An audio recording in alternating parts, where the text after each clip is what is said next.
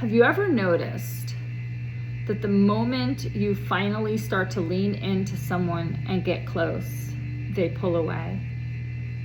Or on the flip side of that, does your chest tighten with absolute panic if a text takes more than a few minutes to get a reply? Most people look at these painful dynamics and they think, I'm just really bad at relationships, or they're just a narcissist. But the truth is, more oftentimes than not, it has nothing to do with love and everything to do with your attachment style. These aren't permanent personality flaws. They're subconscious coping mechanisms you learned before you even were old enough to speak. And today, we are breaking down the three primary styles: the anxious, the avoidant, and the secure. And by the end of this video, you aren't just going to identify which type you are or the people that you're dating. You're also going to learn the exact psychological steps to shift your baseline into a secure, thriving relationship. Let's dive in. Now, before we get started, if you're new here, hi, I'm Christine.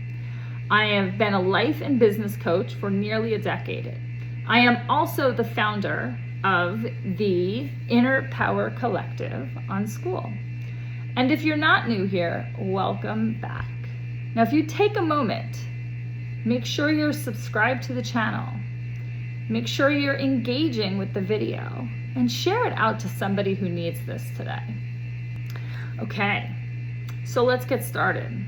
The first type, the anxious attacher. We kind of tend to call this the tracker. If you have an anxious attachment style, your internal radar is constantly scanning the horizon for the specific threat, abandonment. Your core fear is rejection. When you sense a partner pulling away, even a fraction of an inch, your nervous system interprets it as a life or death emergency. You might find yourself over-communicating, double texting, needing a constant validation just to feel safe. This is what psychologists call protest behaviors. This looks like playing games, keeping score of who texted first, or picking a fight just to get a reaction. Why? Because to an anxious system, a negative reaction from a partner is still better than no reaction at all. You sacrifice your own boundaries just to keep the peace, keeping yourself locked in a loop of anxiety. Now let's take a look at the opposite side of the coin, shall we? The avoidant attacher, also known as the island. As you can imagine, these are opposites, right? If the anxious style fears abandonment, the avoidant style fears suffocation and loss of independence. Now, for an avoidant individual, intimacy feels incredibly dangerous. Subconsciously, you grew up believing that you can only rely on yourself. So the moment a relationship starts getting serious or emotionally deep, a wall automatically goes up. Avoidants use what we call deactivating strategies to pull back. You might focus entirely on your partner's flaws, become hyper fixated on your career or your hobbies, or pull a disappearing act right after a beautiful, intimate weekend together. It's not that you don't want love.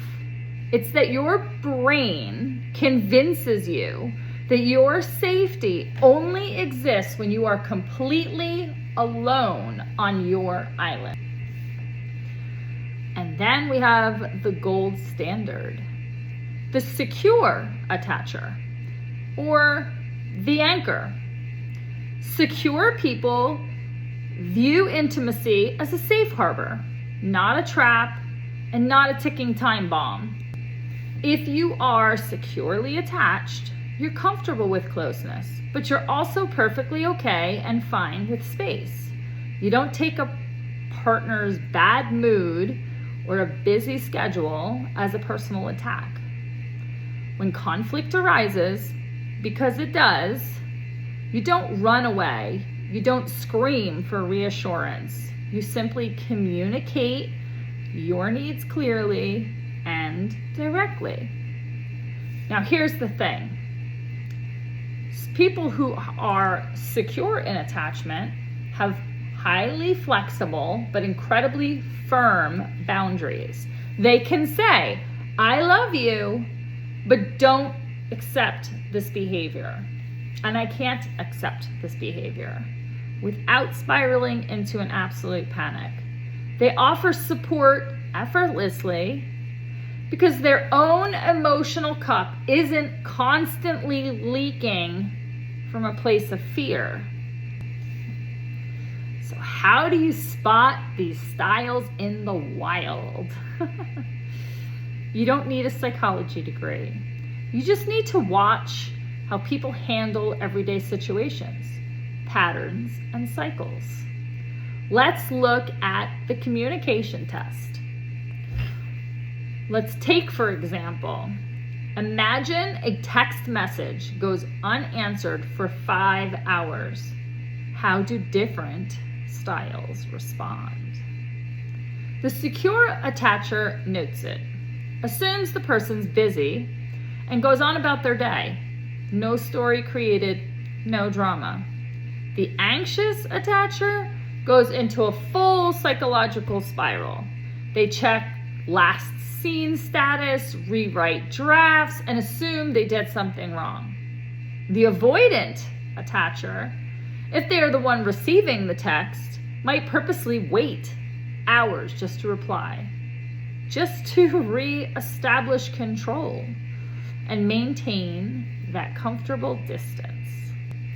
Now watch how someone handles those communication delays will reveal their relational blueprint instantaneously.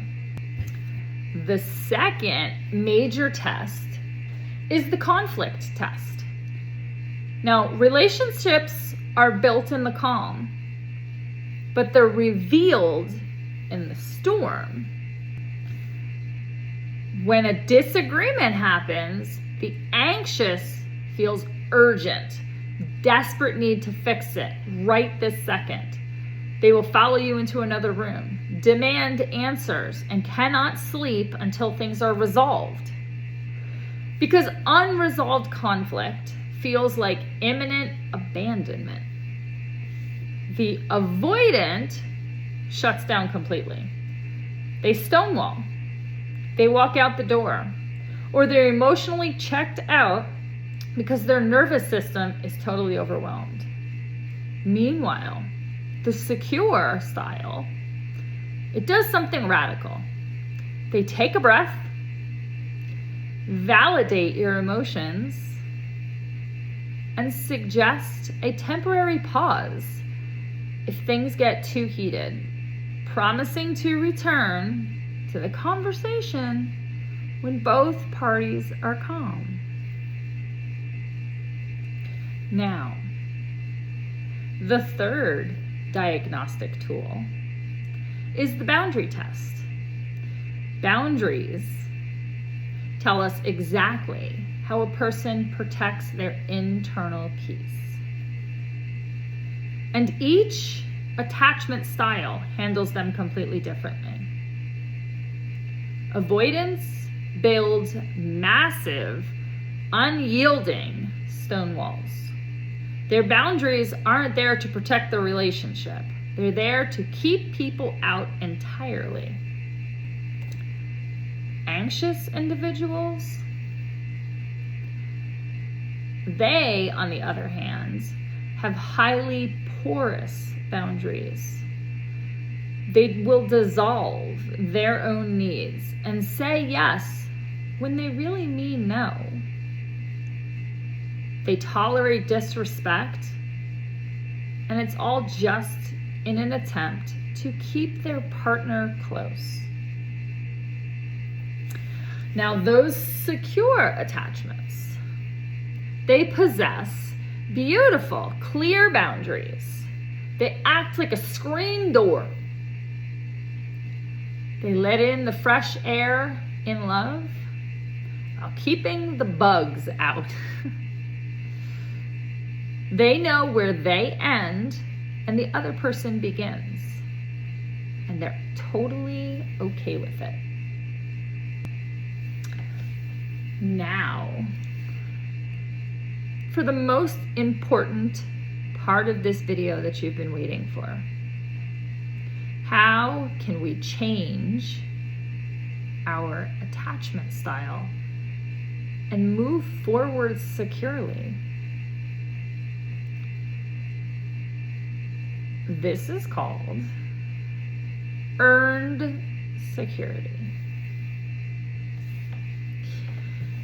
Now listen to me.